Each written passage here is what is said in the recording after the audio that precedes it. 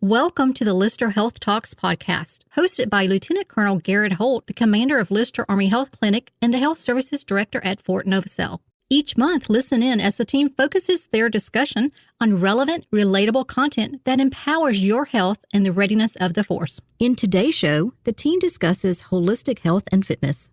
Hello, Fort Novacell. Lieutenant Colonel Garrett Holt here, the commander of Lyster Army Health Clinic and the host for the podcast Lyster Health Talks. Thank you for joining us again on another exciting topic. Hey, if you're new to the podcast and you haven't already liked or subscribed to us on Spotify or Apple, I encourage you to do so. And if you haven't had a chance, if you're new to the podcast and you haven't had a chance to go back and listen to some of our previous episodes, I encourage you to do so. We're really committed to giving you relevant content that really stands the test of time. And I think at every moment and in every episode, you're going to appreciate that. We try and keep them brief so you can keep tied in with us. We don't want to keep it too long, but we think that we have a lot of good stuff that we want to provide to the Fort Novacell and as well as the Wiregrass area if you're listening in. But for today, I'm going to dive right into a lot of health promotion. That's really what this is all about, is promoting the health of the Fort Novacell and the greater community here. And so today, my two guests are Lieutenant Colonel Keller, a return guest to the podcast. He's the Deputy Chief of Behavioral Health and a psychiatric nurse practitioner. And as well, I also want to welcome Capt. Nichelle Pascoe. She's the Chief of Physical Therapist and a physical therapist as her day job. Both the individuals are certainly welcome guests to the show and should be pretty familiar to many of you across Fort Novacell, as they are very well engaged with our community. You know, when we talk about health and fitness, we like to look at it from a holistic perspective, and the way the Army unpackages that is through the Holistic Health and Fitness Program, or as many of us call it, H2F. There's 5 components to it. I think many of you can appreciate that: physical, mental, spiritual, sleep, and nutritional. And I should say readiness behind each one of those. But in all honesty, it's about how do we engage in your health holistically, obviously, as the name goes, but in a way that optimizes your health and really gets after it in a proactive fashion. And so we're going to dive right into the content. We have quite a bit we want to unpackage today, but I'm really excited about digging into it. I want to turn it over to Captain Pascoe first as we kind of dig into the content and how we can really talk about the physical readiness aspect. So just a few things. The first is to get up and move regularly. So if you fly, or if you sit a lot for your job, or if you drive a lot, all of those things in the 21st century make us sit just a lot more than we're made for. And so oftentimes just making sure that we get up and move regularly, typically every hour, interrupt a sitting period with 15 minutes, just get up and move, go to the bathroom, get some water. The second thing is to warm up and cool down before you exercise. So make sure that you can bring some increase in body temperature, increase your heart rate before you exercise, and you'll feel a lot better doing it, and you won't have to come see me as often. Oh, wow. We all do PT every day, and I can tell you definitely the days. In fact, I know, Captain Pascoe, you were there with a PT session I was in just recently this week where I know for a fact I did not heed that advice. That may be correct. Because I told you just recently that I was much shorter than I expected to be at this very not demanding physical training exercise.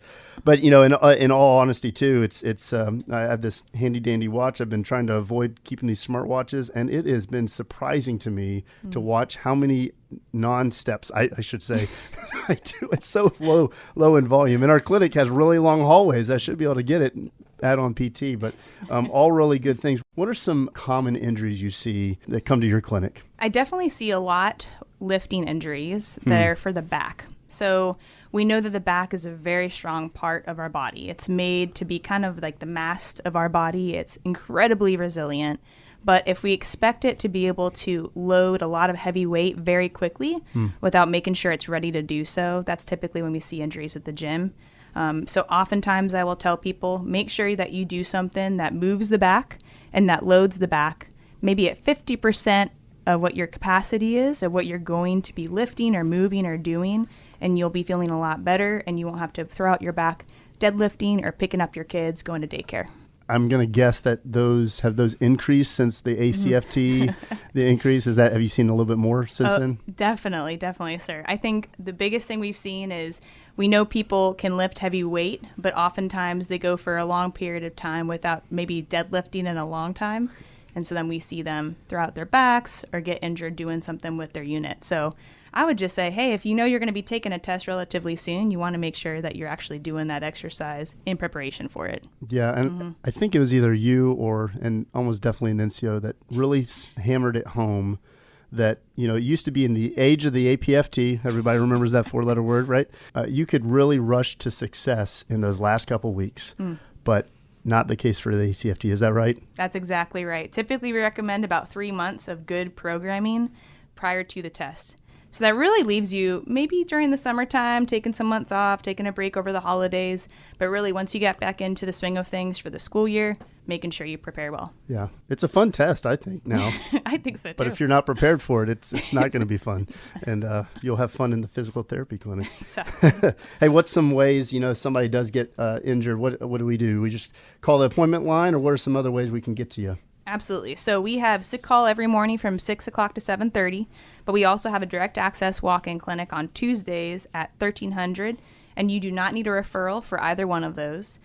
For the direct access clinic in the Tuesday afternoons, you just need to make sure your injury is less than 3 months old, and we can see you. It's on a walk-in basis, so come on by. Wow, that is really awesome because I can tell you from experience that you don't always have to get that, and usually you get the hand up and say, go get a referral. So it's fun to hear that you can just walk straight in to physical therapy. Well, thank you so much for that, and looking forward to having a little bit more conversation on it. But I just want to flip over and give some time over to Lieutenant Colonel Keller. Now, I'm sure the listeners heard me say physical, mental, spiritual, sleep, and nutritional. And so when they hear behavioral health, they think I'm going to ask questions about mental, but I'm going to go straight to sleep. Because in our last podcast with you, we touched on it a little bit, but I'd like to dive a little bit more in. So what's some tips that you would say to empower our sleep readiness? Well, a lot of our patients that'll come see us, a majority of them will have problems with sleep. Sleep's one of the first things that will go when people have trouble in their life and starts experiencing some struggles with the stressors. So some basic things to help people try to improve their sleep situation is just be on a routine. Routine is key. Our bodies love routine. Going to bed at the same time, waking up at the same time. And if people are really struggling, they need to keep that pattern even on days off to kind of help get their body, their muscle memory, their brain muscle to that be just the amount of sleep that they need. We're targeting about 7 hours of sleep minimum. We need about 7 hours of sleep as adults. 18 and younger, it just keeps going up. But we need about 7 to 9 hours of sleep to get our bodies through the day. Some people would think that's a huge amount of number. I don't have that much time in my life. Well, you need to make time for yourself and make sure you're getting that quality amount of sleep. So be sure people are putting their tablets and their phones away hour before bedtime, so that blue light's not telling their mind that it's the daytime, because we're always using that melatonin cortisol balance. We need to activate the melatonin and not the cortisol in our head. So that's going to help us fall asleep a little easier. Have a room where it's only for sleep. It's only going to have for sleep in the bedroom for, again, a cool, calm, quiet environment. Decrease the stimuli, get the TVs out of the bedroom, and that's just where you can be your sleep sanctuary. So make sure that you're avoiding caffeine. If you're having problems falling asleep, you should be avoiding caffeine after lunch. That should be your last meal with caffeine. Because caffeine has a 6-hour half-life. After 6 hours, you still have 50% of that caffeine active in your blood. Wow. So, that's going to continue to stimulate you, keep you awake, and have a harder time to fall asleep if you're drinking caffeine throughout the day. Yeah. And pre-workout. People don't correlate pre-workout with caffeine when they think about their caffeine intake. Sure. I've known people that's their only caffeine source. And it's too much. Oh, wow. So avoid pre-workout, after afternoon if you're having trouble falling asleep. Yeah, that's great. I love the routine piece because I am guilty of that the most. For some reason, I think and believe that on Friday nights I can go wild by staying up till 11, and that's at least an hour, sometimes an hour and a half after when I normally go, and it takes me almost the whole weekend to recover from that single little hour. Not the same about 10 years ago, but I can definitely feel those impacts, and I appreciate it. And to your point about you can do it, right? Like you really can. You just have to settle down and figure out what your routine is. I think I've had the great fortune of talking to a couple of folks who've just recently retired, and some of them have said, either implied or we've just gotten right to it, that the first thing they realize is they're able to get a routine of sleep in, and they feel rest and recovered, and they're not rushing, and you don't have to wait to retirement to do that. So No, that's good. Well, that's awesome. Yeah, I think we can all be a little bit better at sleep, and I think energy drinks. I mean, particularly, I just think of the soldiers, heading over to the gym. Now you just had me thinking about it. Going to the gym, hitting that pre-workout at 17 or 1800. I mean, there's no way. And then I'm guessing they're gonna drink something else in the morning to get things going. Maybe another pre-workout. Hopefully not. But it's usually one of the first things that go too is sleep. And when you start having trouble with sleep, that's when people are going to have trouble coping with their stressors. Yeah. Yeah, no, that's good. Well, I'm going to flip topic a little bit over. Now we are going to dive a little bit more into mental health. September, we're talking about suicide awareness, prevention, really bringing awareness to it because it's still a very significant situation across our nation, but we focus in on the Army. We are under a little bit more of the microscope than other cohorts and populations, and so that also gives us the opportunity to really dive in deep. I know here at the clinic we're going to have a host of different activities across the month. But what are some things that we can think about, Colonel Keller, as we're diving into Suicide Awareness Month? It's just awareness, being aware of others, having a good, what's the pulse of your formation, making sure that when you get to know your troops, you get to know when someone's having a bad day, if they don't look like they're in their normal day to day. If they look like they're struggling, ask them how are they doing. Yeah. It basically is just checking on each other. It's just, and people will often forget that. They'll just kind of brush it off or not pay attention. It's part of just fall back on those ACE principles of ask. Ask is the first of ACE, ACE. So, so ask people how are they doing. Are they having a hard time? Yep. And more often than not, if you spend a little bit of time with them and you seem genuine, they're going to tell you. And you want to care for them, make sure that they're getting the right direction, make sure that they're being, and then they're escorted to those places. So those resources that are available here on post, we have our MFLEC and Chaplain are a great initial resource for people.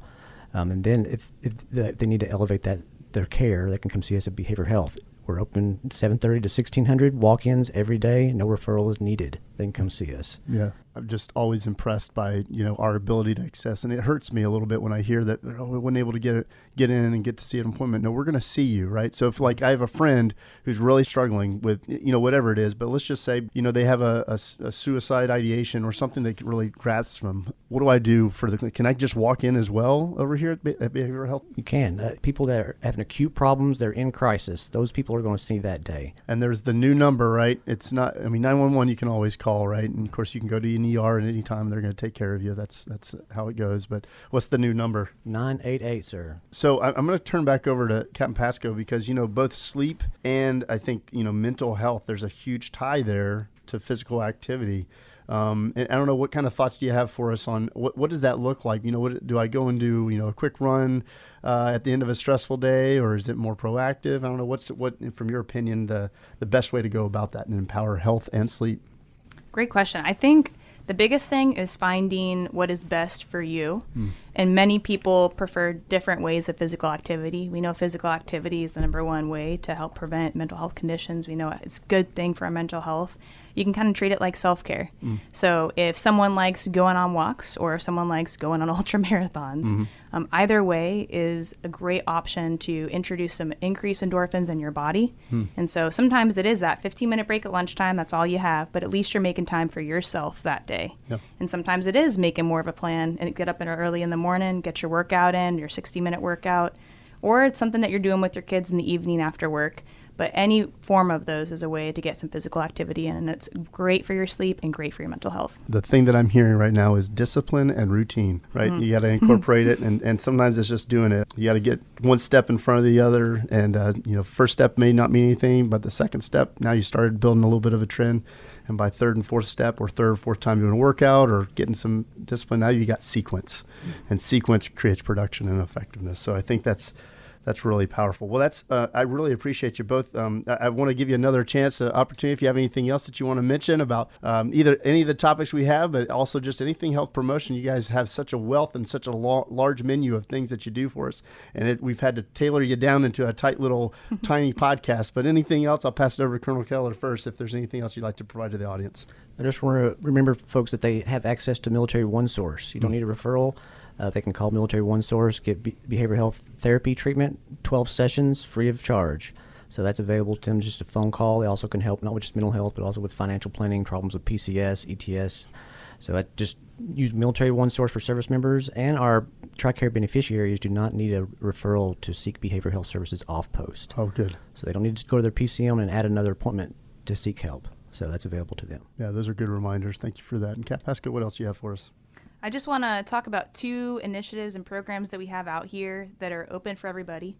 The first is, you might have seen the posters on our website or on our Facebook for the Spine Resiliency Program. They're basically workout programs for preventing or even just managing your own back and neck pain. We made them for aviators and crew members specifically, but they're just QR codes. You can watch videos of me teaching you the exercises, and they're great ways to help manage some things and get a good workout in, but then also help build that routine for you so you don't have to come up with those things on your own. And the second would be, we do offer an ACFT performance optimization class. So you've seen those posters around the gym, again on social media. You can contact myself or the Armed Forces Wellness Center, and we can get you set up with your unit for an ACFT class where we essentially help you get better at performing. We help manage your injuries, but we also teach you some tips and tricks so you can help improve your scores and overall pass rates. Yeah, that's great. It's been fun to watch you out there in the gym.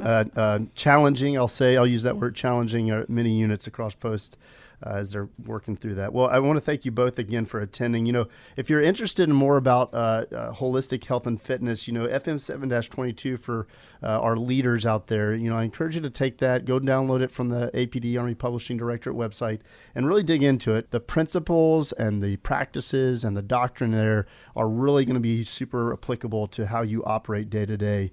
And particularly when we're talking about, you know, initial entry soldiers here, whether they're enlisted, officer warrant, you know, this is a good time to really get in and invest in them, in their routines, their discipline, and their health.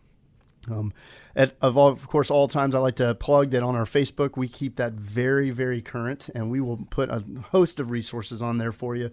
If you're like, hey, I missed something in the podcast, maybe I don't want to rewind and listen to the whole thing, we'll make sure we have stuff on there. Next month, we're going to be talking about women's health, specifically, you know, about mammograms. And I'm also going to just give you a cliffhanger that we're going to have a very special guest attend with us during the next episode. So make sure that you listen in. The big message here, you know, discipline is important as it relates to your health. But the big thing is just to get ahead of it.